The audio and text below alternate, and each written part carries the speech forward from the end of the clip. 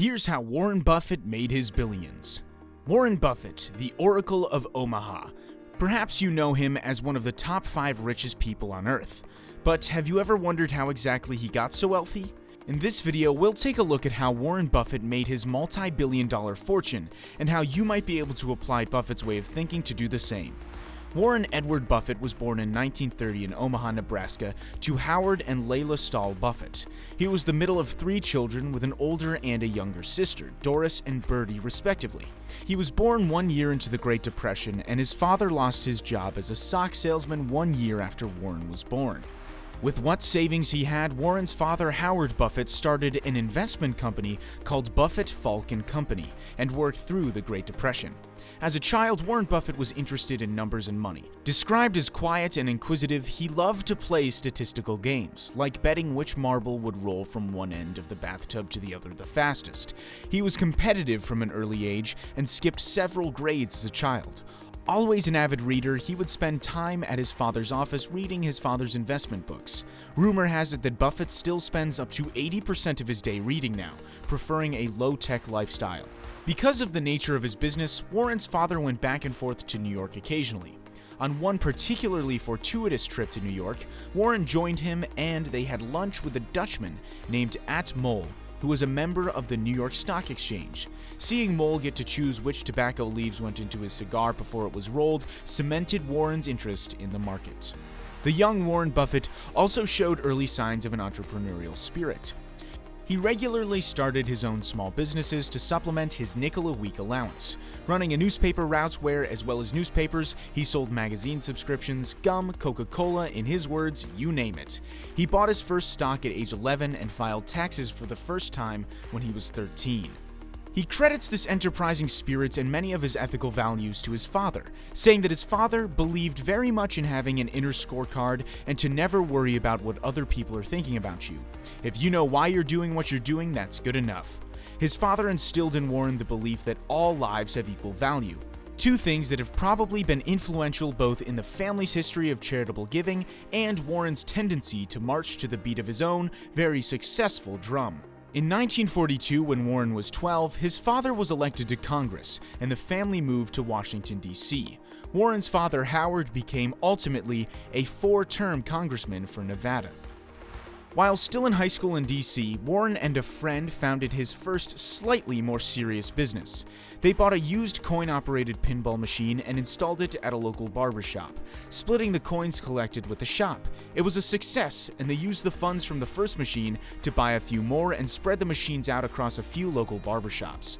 The idea may not have been what made him his first million, but it was a success, and he and the friend ultimately sold the business, which they started with the $25 it took to purchase their first pinball machine, for over $1,000. After high school, Warren was reluctant to go to college, wanting instead to simply go out into the business world. His father, however, insisted, so Warren entered the prestigious Wharton School at the University of Pennsylvania at the age of 17. He spent 2 years at UPenn, then transferred to the University of Nebraska and graduated after his 3rd year. After graduation, he applied to Harvard Business School and was rejected, something he says was one of the best things that ever happened to him. It led him to find out that economists Benjamin Graham and David Dodd, who created the philosophy of value investing, were teaching at Columbia Business School in New York. He wrote to them and was admitted instead to Columbia. Graham in particular served as a mentor to Warren. The rules of investing he taught him as Warren describes them. Rule number 1, never lose money. Rule number 2, never forget rule number 1. But in truth, the biggest principle in value investing is that when you pay less for something than what it's worth, you'll eventually make money. Value will, in the end, prove out. Value investing basically espouses buying a stock when it is worth more than its price in the market. It involves intensely scrutinizing the company's financials and assets. If the market price is lower than what you determine a share in the company to be objectively worth, you buy. Warren Buffett has been a proponent of value investing throughout his life, and it seems to have worked for him. Buffett graduated business school in 1951 and moved to Omaha to sell securities for his father's brokerage firm, Buffett, Falk & Company. He worked there for 3 years and, while working there, met his first love, Susie Thompson. Warren also in this time took his first public speaking class. His fear of public speaking was becoming so terrible that he thought he had to cure it then or he'd never get over it. He says that class changed the trajectory of his life. For one thing, it gave him the courage he needed to propose to Susie. In 1952, Warren married Susie Thompson and they had their first child, a daughter named Susan Alice, about a year later. In 1954, Benjamin Graham offered Warren a job as a securities analyst, and the family moved to New York for 2 years. In 1956, they returned to Omaha, and Warren Buffett formed a partnership, his first partnership with some family members to help them manage their money. This was Buffett Partnership Ltd., and for 6 years he functioned as a one-man band, doing everything from receiving deliveries to filing tax returns for all 11 members of the partnership. The first partnership started with a little over $100,000. By the time he moved his office in 1962, his partnerships had over $7 million in investments, a not insignificant portion of which was profits made from his business dealings. He was essentially buying cheap stocks below value that would then be bought back close to their true value, making relatively small amounts of money but doing it many, many times. Buffett is well known for his personal frugality and avoidance of the flashy lifestyle associated with billionaires, continuing to work out of the same office and live in the same house in Omaha as he did before he made his money. He often stops at the McDonald's between his house and his office for breakfast on the way to work and describes his system of choosing what to order a matter of only about $1 from most to least expensive option. Pittance for a man worth over $80 billion, based on how he thinks the market is doing for the day.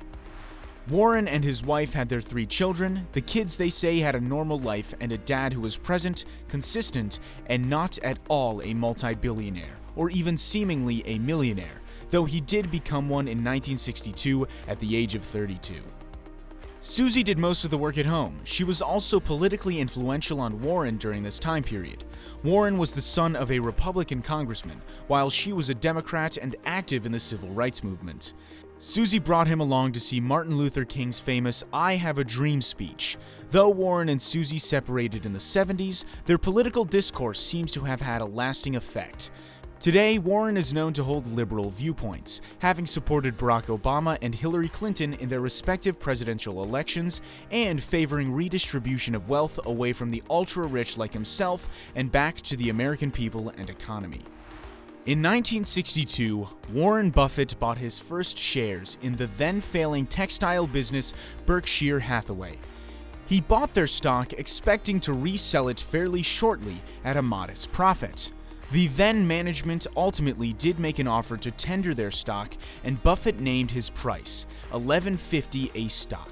They agreed. When the offer arrived in writing a few months later, they had lowered the offer to $11.37.5 per stock, an eighth of a dollar less and a double crossing. This made Warren angry, so rather than selling, he purchased additional stock. By May of 1965, his partnerships, by then combined into one, had enough stock to control the company, and they fired the existing management that had tried to make the bad deal.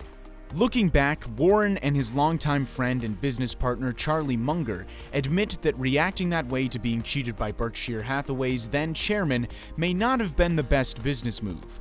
Buffett notes that the bad offer happened to come just 5 days after his father had passed away.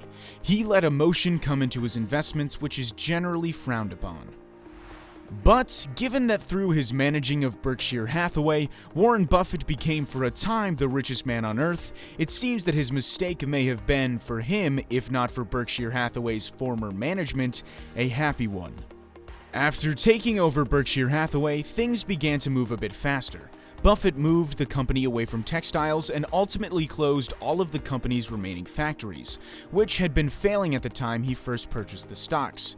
In remodeling the company, he first invested its money in a department store and the Washington Post, and in 1979 they began to acquire stock in ABC.